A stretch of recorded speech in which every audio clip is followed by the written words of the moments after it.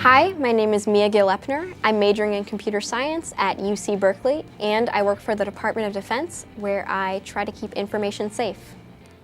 The internet is an open and public system. We all send and receive information over shared wires and connections. But even though it's an open system, we still exchange a lot of private data. Things like credit card numbers, bank information, passwords, and emails. So how is all this private stuff kept secret? Data of any kind can be kept secret through a process known as encryption, the scrambling or changing of the message to hide the original text. Now, decryption is the process of unscrambling that message to make it readable. This is a simple idea, and people have been doing it for centuries. One of the first well-known methods of encryption was Caesar's cipher, named after Julius Caesar, a Roman general who encrypted his military commands to make sure that if a message was intercepted by enemies, they wouldn't be able to read it. Caesar's cipher is an algorithm that substitutes each letter in the original message with a letter a certain number of steps down the alphabet. If the number is something only the sender and receiver know, then it's called the key. It allows the reader to unlock the secret message. For example, if your original message is hello, then using the Caesar cipher algorithm with a key of 5, the encrypted message would be this. To decrypt the message, the recipient would simply use the key to reverse the process. But there's a big problem with Caesar's cipher. Anybody can easily break or crack the encrypted message by trying every possible key.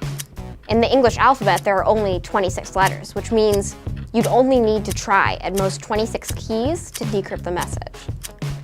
Now, trying 26 possible keys isn't very hard. It would take at most an hour to do. So let's make it harder. Instead of shifting every letter by the same amount, let's shift each letter by a different amount.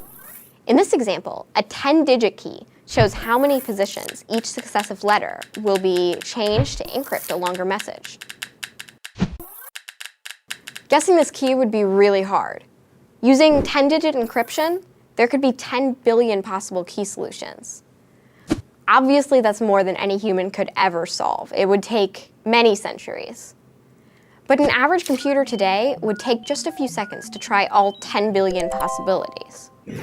So in a modern world, where the bad guys are armed with computers instead of pencils, how can you encrypt messages so securely that they're too hard to crack?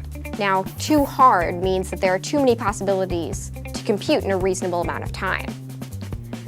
Today's secure communications are encrypted using 256-bit keys.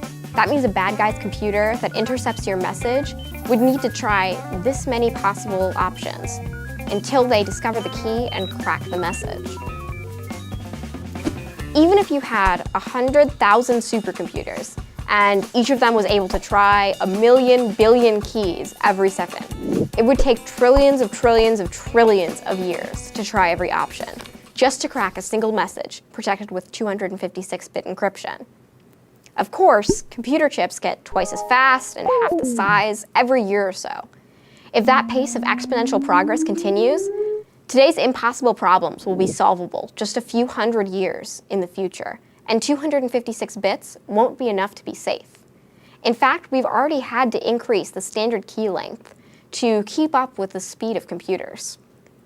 The good news is, using a longer key doesn't make encrypting messages much harder, but it exponentially increases the number of guesses that it would take to crack a cipher.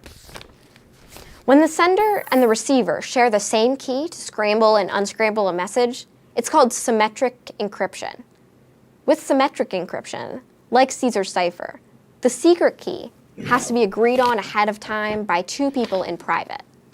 So that's great for people, but the internet is open and public, so it's impossible for 2 computers to meet in private to agree on a secret key. Instead, computers use asymmetric keys, a public key that can be exchanged with anybody and a private key that is not shared. The public key is used to encrypt data, and anybody can use it to create a secret message. But the secret can only be decrypted by a computer with access to the private key. How this works is with some math that we won't get into right now. Think of it this way. Imagine that you have a personal mailbox where anybody can deposit mail, but they need a key to do it. Now, you could make many copies of the deposit key and send one to your friend, or even just make it publicly available. Your friend, or even a stranger, can use the public key to access your deposit slot and drop a message in.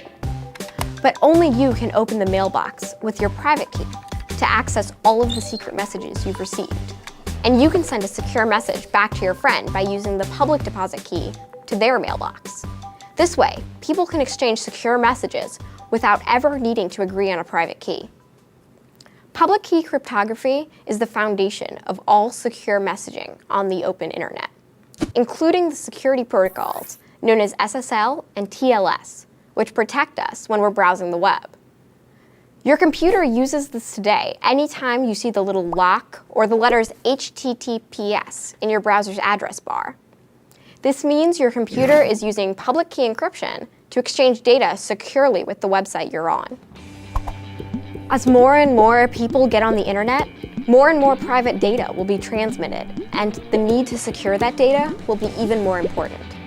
And as computers become faster and faster, we'll have to develop new ways to make encryption too hard for computers to break.